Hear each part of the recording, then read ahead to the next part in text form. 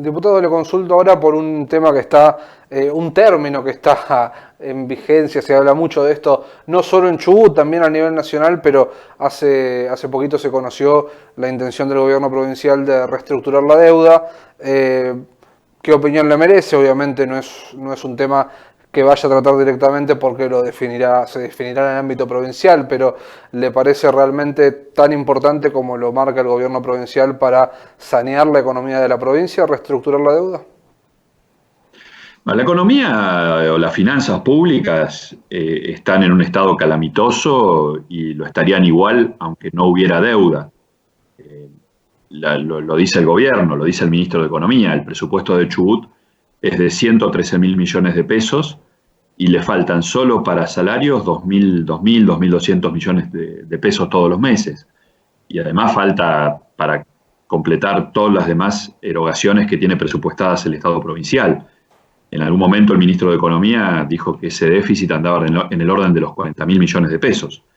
Y esto es lo que explica que, bueno, que en algunos casos se llegó a deber 3 meses de salario. En este momento se deben 2, ¿verdad?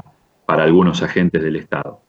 Y esto es un problema grave porque no es solo los salarios en sí mismos, sino que el Estado está paralizado, no hay obra pública, no hay prestación de servicios. Los chicos el año pasado perdieron la mitad del año de clases. Este año la pandemia, la cuarentena disimula un poco esto, pero la verdad que ni la legislatura puede sesionar.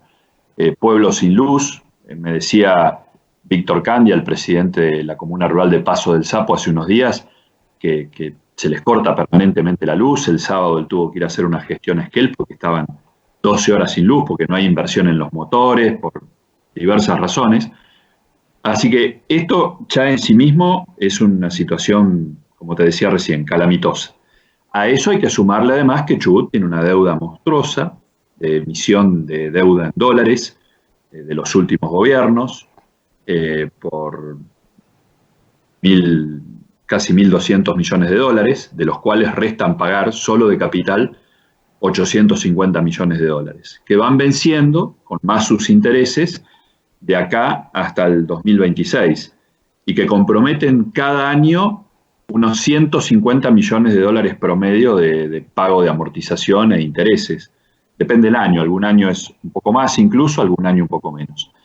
Es decir, que eso al valor del dólar de hoy son unos 10.000, 12.000 millones de pesos adicionales que hay que erogar para devolver esa deuda. Así que la reestructuración puede ser un camino para al menos mejorar esa parte. Ahora, de esto el gobierno provincial viene hablando desde el mes de noviembre y la verdad que todavía ni siquiera empezó el proceso.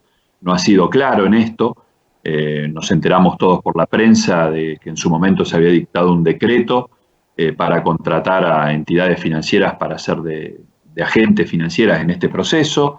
Después eso se dijo que no, que había quedado sin efecto. Después apareció el nombre de otro y la verdad que hay muy poca información pública sobre esto y ahora hay un proyecto de ley que tal vez es el modo más prolijo para pedir autorización, como corresponde, como lo marca la Constitución, a la legislatura para iniciar un proceso de negociación con los acreedores. O sea que esto da la pauta que recién ahora se estaría dando el primer paso, porque esta ley no es la renegociación, esta ley es la autorización de la legislatura para renegociar. Después hay que hacer la renegociación, que es lo más difícil, porque hay que formular una oferta y esa oferta tiene que ser aceptada por al menos el 75% de los acreedores. Con lo cual, yo he escuchado a algún funcionario que decía, bueno, con esta ley en septiembre estamos regularizando los pagos de los sueldos, y eso es falaz, porque la ley, repito, es el primer paso.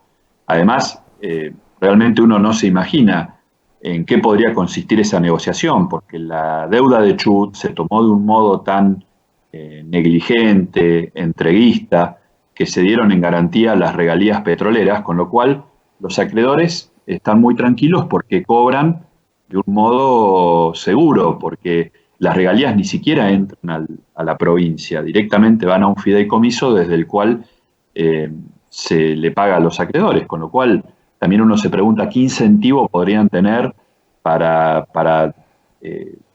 establecer una renegociación en la cual bajen el capital o los intereses o den más plazo, si hoy por hoy están cobrando muy seguro. Los acreedores de la deuda pública argentina, por ejemplo, no tienen esta garantía. Por eso hay una negociación, porque si Argentina no paga, tienen que ir a una instancia judicial, con todo lo que ello conlleva, con todo el plazo que demanda, después por la dificultad de ejecutarle una deuda a un Estado soberano. En cambio, la provincia del Chubut tiene una garantía ejecutable. Para decirlo en términos corrientes, como si vos hubieses contraído una deuda y permitiste que te la descuenten de tu sueldo. O sea, el acreedor se cobra seguro.